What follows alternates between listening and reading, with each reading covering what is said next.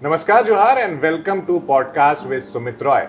Today we are going to have an interesting and very informative conversation about everything, literally everything that is related to our gastric system and stomach. और उसके लिए बातचीत करने के लिए हमारे साथ है one of the finest gastroenterologist doctor Chandan Kumar. Sir आपका बहुत बहुत स्वागत है हमारे पॉडकास्ट में। चंदन जी के बारे में एक चीज बता दूं कि इन्होंने एमबीबीएस किया हुआ है रिम्स से, रांची रिम्स से, वहां वो एक गोल्ड मेडलिस्ट रहे। उसके बाद इन्होंने एमडी मेडिसिन किया सफदरगंज हॉस्पिटल दिल्ली से, वहां पे भी ये गोल्ड मेडलिस्ट रहे। उसके बाद इन्होंने एमडी गैस्ट्रोएंटरोलॉजी की एम्स से। तो इतनी सारी चीजों को लेकर के सर सबसे पहले आपसे ये जानना चाहूंगा, शुरुआत कैसी हुई? आप झारखंड से ही हैं, झारखंड के एक जिले बोकारो से हैं। बोकारो में पलने बढ़ने वाला एक लड़का कैसे गैस्ट्रोएंटरोलॉजी की दुनिया में इतना बड़ा नाम कमा पाया? थोड़ा इंटरेस्टिंग है। बोकारो में सीसीएल में वहाँ पे पेरेंट्स थे। Then we started initial schooling in DAV school Kathara. तो हमारे टाइम में काफ़ी फेमस डॉक्टर हुआ करते थे पूरे झारखंड में, डॉक्टर के सिन्हा सर जो थे। तो कुछ न्यूरोलॉजी केसेस रहे हमारे फैमिली में, एंड उस समय वेटिंग टाइम अप्रोक्सीमेटली 3-4 महीने थी सर।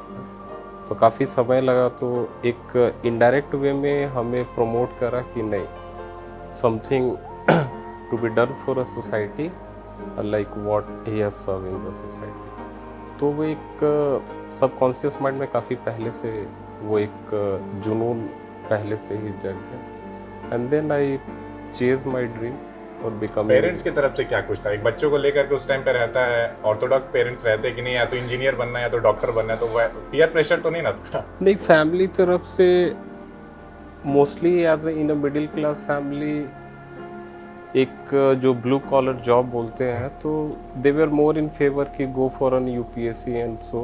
बट एक जो इंटरनल चॉइस था कि we have to pursue in a field of medical science, so I continued there in medical science. अच्छा, एक सवाल ये कि एक तो होता है कि एमबीबीएस कर लेना, उसमें भी बहुत मेहनत लगती है, मैं ऐसा नहीं कह रहा हूँ कि मेहनत नहीं लगती, और एक होता है गोल्ड मेडलिस्ट लेवल का एमबीबीएस तैयारी करना और उसको क्लियर करना। How did all that happen? All thing is about, there is actually all about dedication. तो once you are dedicated to the aspect, because MBBS एक काफ़ी बड़ा समय होता है, 5.5 years। तो वो 5.5 साल में आप जितना डेप्थ तक जा सकते हैं वो आपको उतना ऐड ऑन करता है। तो मेरे लिए जो सब्जेक्ट था वो मेडिसिन काफ़ी चार्मिंग लगा था। So I dive into the subject from second year MBBS. तो वहाँ से स्टार्ट हुआ एक जर्नी मेडिसिन का, इंटरेस्ट का। Then I entered into it and with her dedication I achieve that in MBBS. Then all India जो हमारा entrance होता है, काफ़ी कम सीटें थी उस समय, 2011-12 की बात है। तो finally I got a very good rank in all India PG entrance. कितना रैंक था सर, याद है क्या? अप्रॉक्स एग्जैक्ट तो नहीं बता पाएंगे डेटा। तो मैंने केवल 6-7 कॉलेज का ही नाम उसमें, हालांकि हमारे पूरे पैन इंडिया के 6-7 college and all subjects were medicine only. So I was so much attached with the medicine कि मैंने केवल एमडी मेडिसिन की 6 कॉलेजेस सीट में डाली, and Safdarjung was my second choice. तो I got it and then again dedication वो pursue करता रहा। Then I chase the medicine. Then I finally top there in Safdarjung also. We had a very brilliant brains in our colleagues also.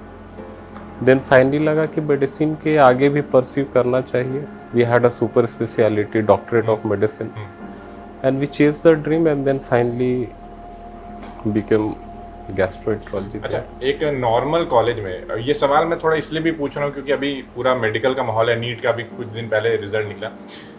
एक normal college में AIIMS में क्या अंतर देखने को मिलता है? आपको क्या अनुभव हुआ? एज अ सुपर स्पेशलिटी जब भी आप डॉक्टरेट करते हैं सेंट्रल इंस्टीट्यूट, तो level of they need a level of dedication and उनका जो एकेडमिक ट्रेनिंग होता है to the students, specially in post graduation and doctorate level, more of a research oriented target से रहते हैं। सो वी हैव एक tertiary centre है, तो काफ़ी रेफरल केसेस मिलेंगे, complex cases, somewhere not reported in literature, you will have to work out. तो obviously आपका जो लेवल ऑफ ट्रेनिंग रहता है वो मोर ऑफ चैलेंजिंग भी रहता है, लेकिन वो चैलेंजिंग बहुत- रहता है, and every case will be a challenge and you will have to study for 7 days 10 days in libraries and journals to find out and give answer to the patients. अच्छा, digestive system को लेकर के बहुत सारी myths भी हैं, बहुत सारे ऐसे बीमारियां भी हैं जिसको शायद पेशेंट्स नहीं समझ पाते हैं, अर्ली स्टेज में नहीं समझ पाते हैं, डॉक्टर्स के पास नहीं जा पाते हैं, और कहीं ना कहीं वो फिर एक बहुत ही बड़ा रूप ले लेता है, कैंसर तक पहुंच जाता है। आप सबसे पहले तो ये बताइए कि पूरा जो हमारा गैस्ट्रोएंटरोलॉजी जो पूरा डिपार्टमेंट होता है उसमें कौन कौन से ऑर्गन्स, कौन कौन सी चीज़ें होती हैं जो उसको इंक्लूड करती हैं? गैस्ट्रोएंट्रोलॉजी एक आम भाषा में बोले तो पाचन तंत्र क्रिया, जो आपका माउथ से, मुंह से शुरू होगा, तो वहाँ से शुरुआत होती है। फिर यहाँ से खाने की नली जिसे इसोफेगस बोलते हैं, फिर आता है स्टमक जिसे आम भाषा में पेट बोलते हैं, फिर स्टमक के बाद आपका आता है छोटी आंत। छोटी आंत में इधर से पैंक्रियास से डाइजेस्टिव एंजाइम आते हैं, तो वो भी आपका पाचन क्रिया में पैंक्रियास आ गया। फिर लीवर एंड गॉल ब्लैडर, तो जो लीवर पीत बना रहा है, गॉल ब्लैडर जो पीत की थैली है जिसमें पीत स्टोर हो रहा है, और एक बाइल डक्ट जिसे पीत छोटी आंत में जा रही है खाना को पचाने के लिए, तो ये सिस्टम। फिर आता है आपका बड़ी आंत, फिर बड़ी आंत के काफ़ी सारे पार्ट्स होते हैं, तो ये सारे ऑर्गन्स प्रिडोमिनेंटली इनके कैंसर सारे इंक्लूड होते हैं हमारे डोमेन ऑफ गैस्ट्रोएंटरोलॉजी। सबसे कॉमन डिजीज जो बोल सकते हैं हम, या सबसे common health issue regarding digestive system कौन सा देखने को मिलता है आपको? कौन से ऐसे पेशेंट ज़्यादा मात्रा में आते हैं? झारखंड में सबसे कॉमन जो आम भाषा में गैस बोलते हैं, medically we call it dyspepsia, and second most common is IBS, irritable bowel syndrome. And एक जो डिजीज़ यहाँ थोड़ा सा ज़्यादा है वो लीवर रिलेटेड डिजीज़ है, कंसिडरिंग हमारा जो हैबिट्स है, अल्कोहल हैबिट्स थोड़ा ज़्यादा है इस एरिया में, सो लीवर के केसेस प्रोपोर्शनेटली काफ़ी ज़्यादा है, बिकॉज हमने जो डॉक्टरेट ऑफ मेडिसिन में जो थीसिस करा था वो हमारा लीवर फेलियर पे ही था। बट यहाँ पे जो नंबर ऑफ पेशेंट्स हैं and the presentation of a patient is totally different from the Delhi, and cases are actually more in number here. अच्छा, तो ये अल्कोहल कंजप्शन की जो बात आपने कही, लीवर को बहुत ज़्यादा डैमेज करता है। कई सारे इंटरनेट पे ऐसे वीडियोस और ऐसे बुद्धिजीवी लोग होते हैं जो इस बारे में अफवाहें भी फैला सकते हैं, मिसलीड भी करते हैं कि नहीं, अल्कोहल कंजप्शन से लीवर ख़राब नहीं होता है, एक लंबे समय तक अगर आप अल्कोहल कंज्यूम करते हैं तब जाकर के वो ये होता है। ऐसा भी कुछ है क्या? मैं आपसे एकदम क्लैरिफिकेशन जानना चाहता हूँ। That's a very interesting question. Alcohol को लंबे समय तक लेने का जो ड्यूरेशन है वो हमारे लिटरेचर में 10 से 20 साल का है, और उसका भी एक अमाउंट है। So approx 20 gram of alcohol per day अगर आप 10 से 20 साल तक लेते हैं तो लीवर सिरोसिस का चांसेस काफ़ी हाई होता है। तो सवाल ये है कि अल्कोहल को ग्राम में कैसे पता करें। तो आप जब भी अल्कोहल लेते हैं तो उसमें परसेंटेज मेंशन रहता है। जैसे बियर है तो अप्रॉक्स 8 से 10%, तो 10% का मतलब है कि 100 ml ऑफ बियर में आपको 10 ग्राम अल्कोहल है।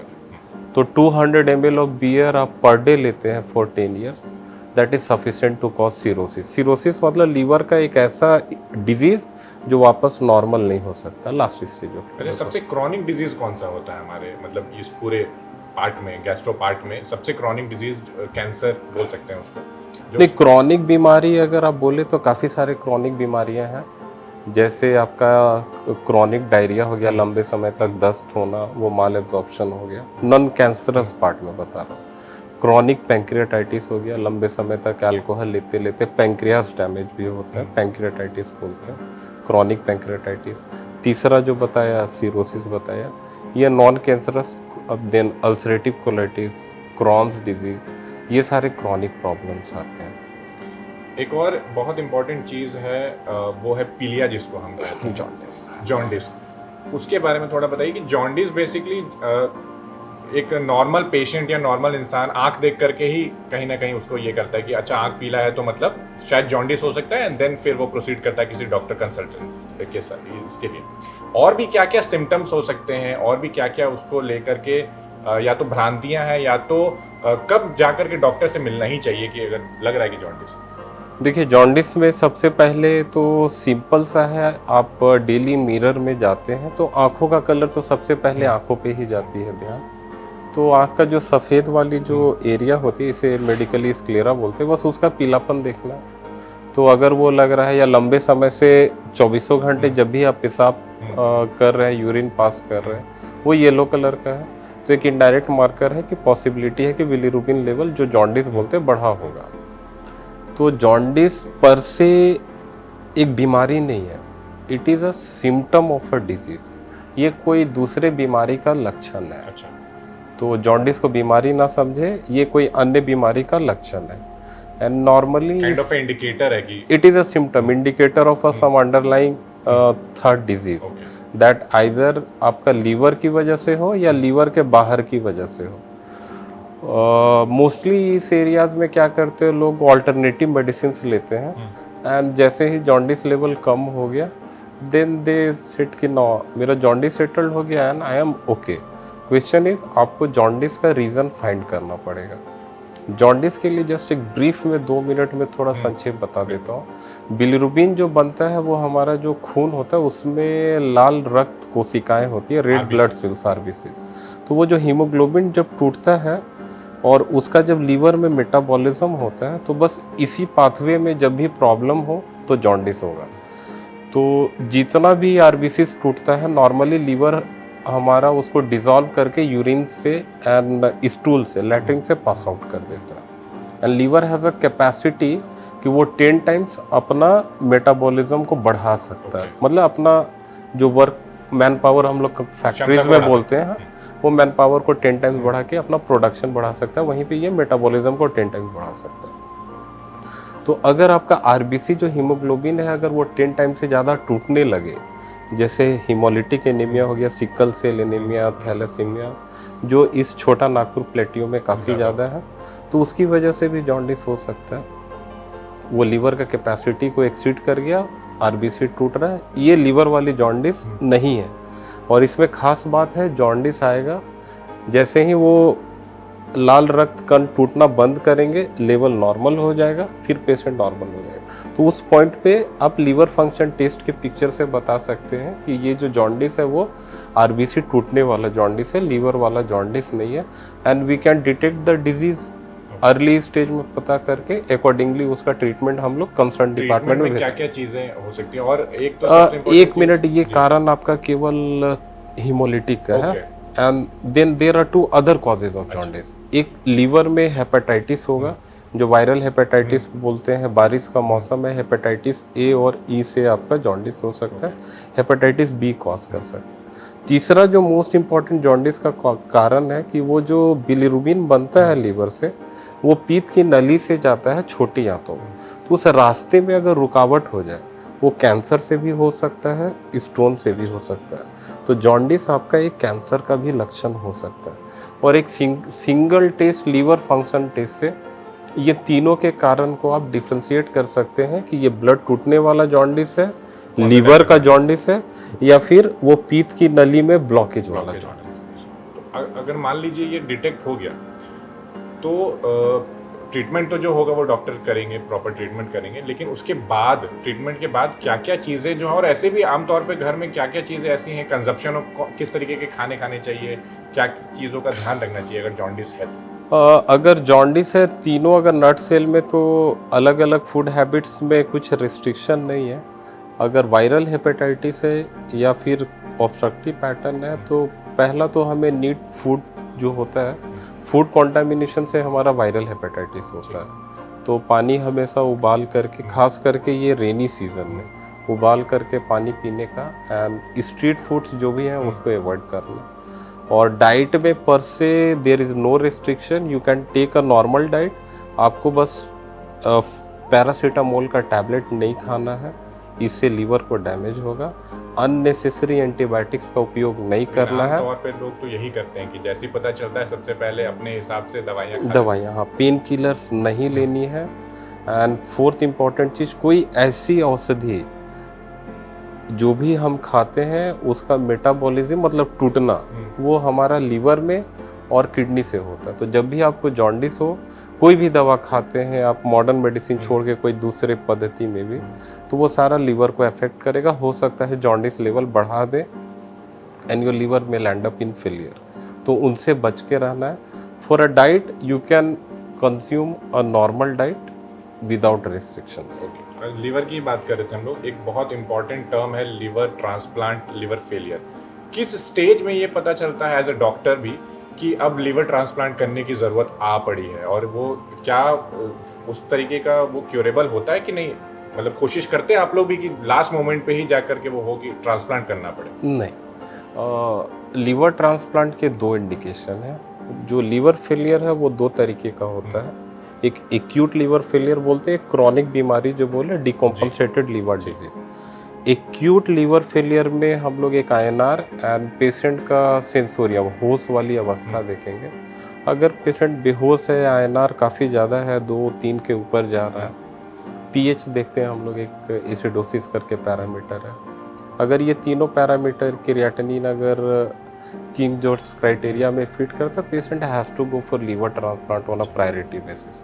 एंड एक्यूट लीवर फेलियर में लीवर ट्रांसप्लांट एक वरदान है, वो लाइफ को ड्रामेटिकली चेंज कर। लेकिन उसका भी कहीं ना कहीं ड्रॉबैक्स भी है, शायद वो बॉडी एक्सेप्ट नहीं करती बहुत बार। रिस्क ट्रांसप्लांट में risk of rejection is there, but in present scenario जब हमारे पास इतने पोटेंट इम्यूनोसप्रेसेंट हैं कि ट्रांसप्लांट रिजेक्शन का जो रिस्क है वो रिजेक्शन भी दो तरीके के होते हैं। एक्यूट रिजेक्शन जो नॉर्मली आपके 6 वीक्स 4 वीक्स तक होते हैं, तो इतने हाई पोटेंट इम्यूनो सप्रेशन है मेडिसिन है हमारे पास कि अब acute rejection is not a problem in modern science. उन सारी चीज़ों से बचा जा सकता है। मॉडर्न टेक्नोलॉजीज है हमारे तो पास। हाँ, थोड़ा risk of infection in first 3 months of transplant is obviously there, but in a nutshell we have a very good response of liver transplant in a patient of acute liver failure, and we pursue and we motivate the patient because this will cure the disease and we can save the patient from a ventilator to a normal life. बिल्कुल। एक चीज़ और है चंदन जी की, खासतौर पे Jharkhand belt में, इस पूरे आसपास के इलाके में दो ऐसी चीज़ें जो आपने भी जिक्र किया, एक तो गैस की प्रॉब्लम है और एक है आपकी गॉल ब्लैडर में स्टोन की प्रॉब्लम। इन दोनों चीज़ों को क्या ये मतलब एक दूसरे से जुड़ी हुई हैं? क्योंकि बहुत लोग बोलते हैं कि बहुत ज़्यादा दिनों तक अगर गैस बन रहा है तो उसके बाद जब टेस्ट करवाते हैं, अल्ट्रासाउंड करवाते हैं, तो उससे पता चलता है कि नहीं, गैस फॉर्मेशन बहुत ज़्यादा था तो उसकी वजह से स्टोन बना। ऐसा है क्या कि दोनों अलग अलग चीज़ें हैं? Both are two different entity. अगर थोड़ा सा और उसमें ऐड ऑन करूँ तो गॉल ब्लैडर स्टोन के जो पेशेंट्स होते हैं, एक तो most commonly gall bladder stone silent रहता है इन 60 to 70 पेशेंट को कोई सिम्टम नहीं है, अचानक से वो लाइफ थ्रेटनिंग कॉम्प्लिकेशन जैसे पैंक्रियाटाइटिस का जिक्र करा वैसे प्रेजेंट कर सकते हैं, या पीत का जो नली बता रहा था वहाँ पे स्टोन जा कर के फंस गया, पीत का नली को ब्लॉक कर दिया तो जॉन्डिस कर दिया एंड इन्फेक्शन आ गया। तीसरा जो मेजॉरिटी ऑफ पेशेंट कंप्लेन करते हैं गैस, तो dyspepsia is also a presentation of gallstone disease. And वैसे सिचुएशंस में हम लोग एंडोस्कोपी करके एक बार अल्सर को रूल आउट कर लेते हैं, then patient has to go for a surgery. अगर आपके पास लक्षण है गैस हेवीनेस, खाने के बाद पेट में भारीपन आ रहा है and on ultrasound you are getting gall bladder stone, so this is a symptom of symptomatic GB stone. This is not gas, ये आपका जीवी स्टोन की वजह से वो आपका लक्षण आ रहा है। ऐसा नहीं है कि गैस होने की वजह से स्टोन आया, वो गॉल ब्लैडर में स्टोन है उसका एक प्रेजेंटेशन है। आपने अपने पूरे इस करियर में, लाइफ इसमें सबसे बड़ा गॉल स्टोन कितना बड़ा देखा? देखिए, बेसिकली गॉल स्टोन का ट्रीटमेंट हम लोग सर्जन्स को रेफर करते हैं, मोस्टली वी डोंट डू। अगर सबसे बड़ा देखें तो हमारा जो कलीग्स थे, नाम नहीं ले सकता हूँ, he was doing DM with me, doctorate of medicine, and he had approx 35 mm to 4 centimeter of stone। वो जो यूरिन कल्चर वाला डब्बा आता है ना, उसका अप्रॉक्स 60% एक सिंगल स्टोन से पूरा भरा हुआ था। And surgery also took long time. हमारे गैस्ट्रो सर्जरी डिपार्टमेंट के HOD ऑपरेट कर रहे थे and this was the largest stone I have seen and only with a doctor. मैंने दो तरीके के देखे हैं. एक तो वो जो बड़े बड़े से हो जाते हैं और एक होता है जो फाइन बालू के पार्टिकल्स टाइप होते हैं. और एक चीज और ये जानना चाहूंगा इसमें एक चीज है कि जो छोटे स्टोन्स होते हैं ना वो ज़्यादा कॉम्प्लिकेशंस क्रिएट करते हैं. सो अगर मल्टीपल छोटे छोटे फंस भी स्टोन सकते हैं. तो वो नीचे से फंस के और पेंक्रियास का जो रास्ता है और पीत का नली का रास्ता है एक पॉइंट पे जाके मिल जाता है. वो वहाँ पे फंसने के बाद पेंक्रियाटाइटिस होता है. अच्छा, ये भी कहते हैं कि जैसे किडनी में अगर स्टोन हो गया तो वो शायद निकल भी सकता है बाथरूम के रास्ते से, बट अगर गॉल ब्लैडर में स्टोन हो गया तो अल्टीमेट चीज़ है कि गॉल ब्लैडर को ही निकालना पड़ेगा. हाँ, इसमें अगर सिम्टम्स हैं गॉल ब्लैडर के स्टोन्स के then only we suggest for a surgery. या फिर फैमिली हिस्ट्री अगर रहे आपका कार्सिनोमा गॉल ब्लैडर का, कि गॉल ब्लैडर में कैंसर का हिस्ट्री है, तो अगर गॉल ब्लैडर में स्टोन है बिना कोई सिम्टम्स का then we suggest for a surgery. किसी पेशेंट को पैंक्रियाटाइटिस हो गया एंड अल्ट्रासाउंड में गॉल ब्लैडर स्टोन दिखे we consider for a surgery. अच्छा, गॉल ब्लैडर रिमूव जब कर देते हैं तो क्या उतना इंपॉर्टेंट ऑर्गन नहीं है कि मतलब उसको निकाल दिया उसके बाद भी normal day to day life चल रही है? क्योंकि और किसी ऑर्गन को निकालने के लिए बोलेंगे तो पेशेंट भी कतराएगा. लेकिन आज के डेट में जितना कॉमन हो गया गॉल ब्लैडर स्टोन, सब बोलते कि चलो सर्जरी करा लेते हैं, गॉल ब्लैडर निकाल लेते हैं. Obviously gallbladder initially we considered as an organ of bile storage. पीत को जमा करने का एक organ था. But with the advancement in physiology and anatomy, we came to know it is also an endocrine organ and it releases some of neurohormones बोलते जो हमारे GI system जो पाचन क्रिया है उसमें मदद करता है, जिसमें पैंक्रियोजाइमिन आता है, CPK, PZ. तो it does help in digestion and modulation of your GI motility. तो कुछ कुछ एस्पेक्ट्स में जैसे आपका GERD के सिम्टम्स है वो बढ़ जाएंगे. Many a times gall bladder stone की सर्जरी के बाद आपको डायरिया हो सकता है, बाइल एसिड मैलअब्जॉर्प्शन पिक्चर बोलते हैं, वो पिक्चर बढ़ सकता है. पर से तो मेरा भी गॉल ब्लैडर निकला हुआ है. Okay.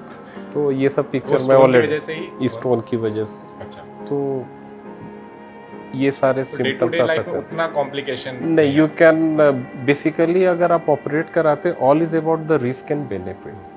So once you have a benefit of surgery that outweighs the risk ना, कि आपका रिस्क ज़्यादा है बट उस बीमारी से आपको रिस्क काफ़ी ज़्यादा है and surgery is going to eliminate that life threatening risk, obviously with a little bit of a small mild bothersome picture we are saving the life. It is better to push a patient for a surgery. in that gall bladder stone में अगर देखते हैं तो जो gall bladder का stone बनता है उसमें एक 6F बोलते हैं हम, fatty, female in 50, fertile.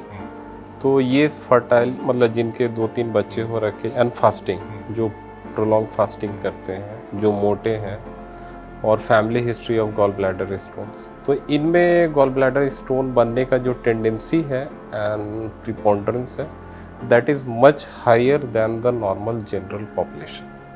So these are the risk factor for formation of gall bladder stone. मेरा कहने का मतलब ये था कि जैसे सर्जरी आपकी हो गई, आपने गॉल ब्लैडर रिमूव करवा दिया, वो ठीक हो गई सारी चीज, उसके बाद खाने पीने पे क्या कुछ ध्यान देना पड़ता है? कि जैसे आप नॉर्मली भी सजेस्ट करते हैं डॉक्टर कि ज़्यादा ऑयली फूड नहीं खाना चाहिए, लेकिन कोई सुनता तो है नहीं. That's oily food, very interesting topic. Oily and fast food, junk food है, जंक फूड. सो अभी आप देखेंगे तो oily food actually leads to obesity and fatty liver disease. And oily food, obviously the fatty food is going to have indirect effect on your cholesterol metabolism and its impact कि जो gall bladder में जो पीत है उसे गाढ़ा करना, जिसे लिथोजेनेसिटी ऑफ बाइल बोलते हैं, इस पर भी ऑनगोइंग चल रहा है. And we have a certain medicine जो वी आर ट्राइंग कि वो स्लज, पहले जो गॉल ब्लैडर स्टोन होता है वो पहले स्लज बनता है, एक तरह से बोलिए तो वो मड है, कीचड़ है सर, वो बाद में सूख करके स्टोन बनेगा. तो वो लिथोजेनिसिटी ऑफ बाइल जो स्लज स्टेज में है उस पे we are doing some fundamental research कि what directly has an impact, but per se once we have a sludge, बहुत सारे पेशेंट होते हैं जो स्लज में हमारे पास आते हैं, तो we even without concrete evidence we have to stop this saturated fats. And diet में जो अमाउंट ऑफ ऑयल है, अभी तो हमारा नेशनल प्रोग्राम में भी इंक्लूड हो गया this non alcoholic fatty liver disease and obesity prevention. तो जंक फूड में जो हमारा नॉर्मल तेल होता है खाने में 10% reduction, we are trying to give this message to the people also कि अब जो भी खाना खा रहे, जितना तेल आप उपयोग करते हैं अभी, उसमें 10% रिडक्शन कर ले, इरिस्पेक्टिव आपको गॉल ब्लैडर स्टोन है या नहीं है। नहीं, तो अपने एंड से हम लोग वो सारी चीजें, हाँ, has to be done, has to be अच्छा, डन। एक इम्पॉर्टेंट चीज़ है जो मतलब इस पूरे पॉडकास्ट का जो हम लोग बातचीत कर रहे हैं, जो ये सारी चीज़ें, उसका कहीं ना कहीं एक आधार भी है कि किस तरीके से लोग मिसलीड भी हो रहे हैं with the use of internet, with the use of social media. क्योंकि अगर आज के डेट में किसी को भी कोई भी लग रहा है कि ऐसा कुछ दिक्कत हो रही है बॉडी में, सबसे पहले गूगल पे जाके सर्च कर लेते हैं, और वो कहीं ना कहीं गूगल तो कैंसर बता ही देता है कि हाँ आप जिंदा कैसे हैं, यही गूगल का तो सर्च यही कहता है। उन सारी चीज़ों से, मिसलीडिंग इन्फॉर्मेशन से कैसे बच सकते हैं, और कब आपको डॉक्टर को सीधे कंसल्ट करना चाहिए? Internet is an necessity of evil, we can say it out. A double-edged sword is there. Many a times जब complex and undiagnosed cases आते हैं, then we have to search for 7-8 hours overnight just to solve a problem. Once we don't have any documented and direct कि patient present कर रहा है, वो classically कहीं fit नहीं कर रहा है, तो the mode of search has to be specific in a way that is going to give you certain form of answer. आप एक symptoms अगर केवल सर्च करते कि मुझे पेट में दर्द है, तो वो सारे जो एब्डोमेन में सारे ऑर्गन्स हैं, है ना, सबके बारे तो सारे ऑर्गन का जो सारा डिजीज है उससे आपको पेट दर्द होगा. सो अ सिंपल वेग search pen abdomen, you are going to have a list of cancers, appendicitis, GB stone, everything is there.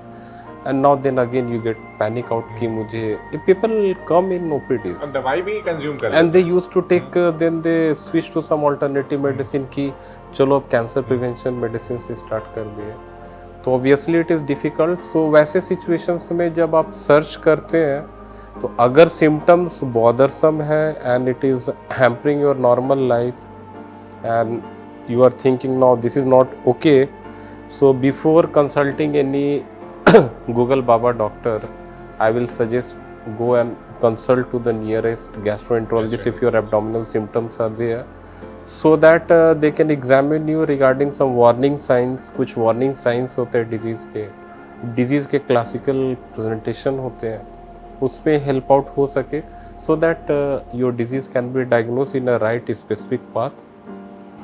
आप प्रेजेंटली क्यूरेस्टा हॉस्पिटल में एज अ कंसल्टेंट गैस्ट्रोएंटरोलॉजिस्ट काम कर रहे हैं, वहाँ पे कार्यरत अपनी सेवाएं दे रहे हैं. How Curesta global hospital is well equipped, उसके बारे में थोड़ा बता दीजिए कि वहाँ क्या, किन किन चीज़ों की, किन किन बीमारियों का वहाँ पे इलाज हो सकता है. देखिए, गैस्ट्रोएंटरोलॉजी में we do approx most of the interventional aspect, apart from जो भी डिजीजेज हमने बताए, ulcerative colitis, Crohn's. So we go routinely with all the type of stenting. We go esophageal stenting, enteroduodenal stenting जब CA stomach का cancer of stomach है. ERCP करते हैं हम लोग, बाइल डक्ट में स्टोन होगा, then we go ERCP. Bile duct pancreatic cancer है, we go for a metal stenting there. Then bleeders में we have a 24-hour emergency services for upper GI bleed. अगर किसी को उल्टी में खून आ रहा है, that is an emergency situation. So हमारा 24/7 गैस्ट्रोएंटरोलॉजी इमरजेंसी सर्विसेज है, in a form of banding करते हैं, ग्लू डालते हैं वहाँ पे, clipping and injections. We all are equipped with the facility to manage this emergency services. And elective में खाने की नली में कभी रुकावट हो जाती है, एकेलेसिया बोलते हैं या स्ट्रिक्चर बोलते हैं, we are dilating that structure on a frequent basis. Doctor Chandan, post corona क्या कुछ ज़्यादा इजाफा देखने को मिला है गैस्ट्रोएंटरोलॉजी में, या फिर गैस्ट्रिक जो प्रॉब्लम्स होती है उसमें कुछ ऐसा? हाँ, post covid we have increase incidences of GRD, gastroesophageal, जो हाइपर एसिडिटी बोलते हैं, गैस्ट्रोइसोफेजियल रिफ्लक्स डिजीज, जिसमें एसिड का प्रोडक्शन आपका होने के बाद इसोफेगस, खाने की नली में रिफ्लक्स हो रहा है, वो सिम्टम्स काफ़ी फ्रीक्वेंटली आ रहे हैं। एंड सेकेंड एस्पेक्ट, अभी जो एक्टिव कोविड चल रहा है, तो एक्टिव कोविड में जिनको भी क्रॉनिक लीवर डिजीज़ हैं, सिरोसिस के पेशेंट हैं, अल्सरेटिव कोलाइटिस के पेशेंट्स हैं एंड क्रॉन्स डिजीज़ के पेशेंट, इनके डिजीज़ को वर्सन कर रहा है Covid. So try to use mask in public places at present. Else, आपका जो डिकम्पनसेशन का इवेंट है लीवर में, जैसे पेट में पानी आना, कोएगुलोपैथी होना, एमोनिया बढ़ना, वो पिक्चर्स कोविड बढ़ा देते हैं।